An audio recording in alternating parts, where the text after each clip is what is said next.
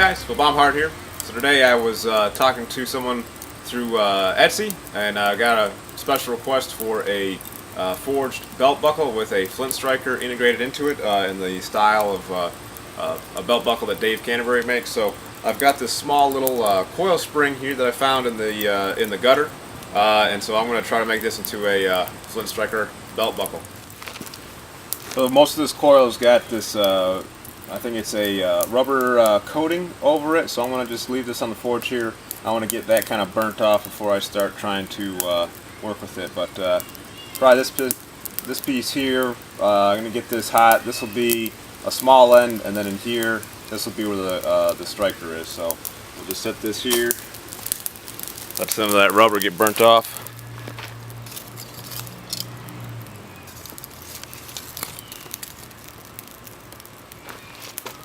There you go, you can see that rubber burning off.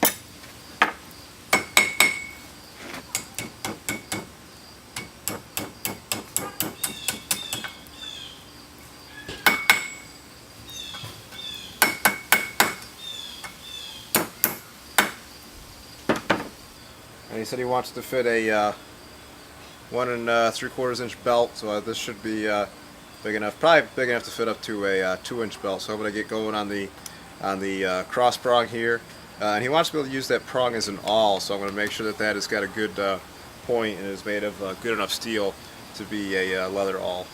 But that's the Flint-Striker right there.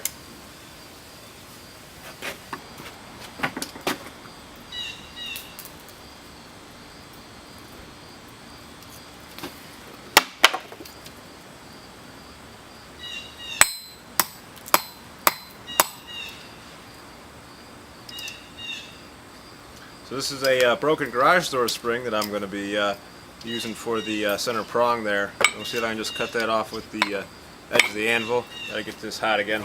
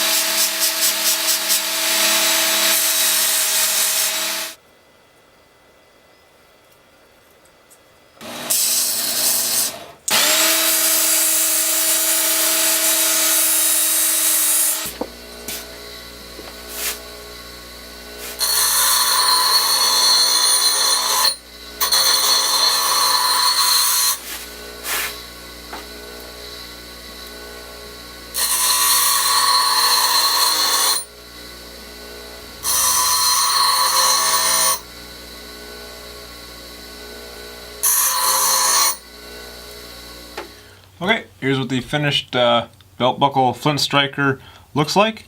There's the face of it. I made sure to clean that up real good. The edges are come to a 90-degree angle because we wanted to be able to use it as a wood scraper for getting shavings off of wood, something like that. So then you have all these finer shavings that you can strike with a ferro rod. You can strike with a ferro rod and all that. The center prong here is also a leather awl. You can see I've been kind of practicing it here. And so on the original Dave Canterbury one, he made a round awl. And one of the best awls that I own was on a Boy Scout knife, and I've since lost that knife, unfortunately. But that had a square or rectangular awl. There you go. It takes a little bit of work, but you can get through it. So that's why I made this one square, because I was trying to mimic that particular awl that worked real good. Because I noticed that the round awls kind of get stuck in the leather. But this one works just fine. This can actually be worn on the belt either way, either with this side up or this side up. And then if you want to take it off and use it as a Flint-Striker, you just kind of pull that out of the way and you're able to hold it like this and do your striking on your flint. I'm not going to test out the Flint-Striker because it does chew up the strike face there. And this is literally about to go into the package and be sent out to the customer. So I don't want to chew it up before he gets it. But yeah, this is a guy that got a hold of me through Etsy, and he was actually looking at my Viking belt buckle and wondering if that could strike a spark off of flint, because this is, and he mentioned that this is actually the one that he was looking for, so I offered to actually make him this design of belt buckle. So he liked it and he ended up purchasing it through Etsy. So if there's something that you're looking for, some sort of blacksmithing product or a particular knife design, don't be afraid to get a hold of me either through Facebook or Etsy, and we can see if I can make you a custom piece. But hopefully you guys enjoyed this quick little video. As always, I appreciate the support. Thanks for watching, and until next time, be more Viking.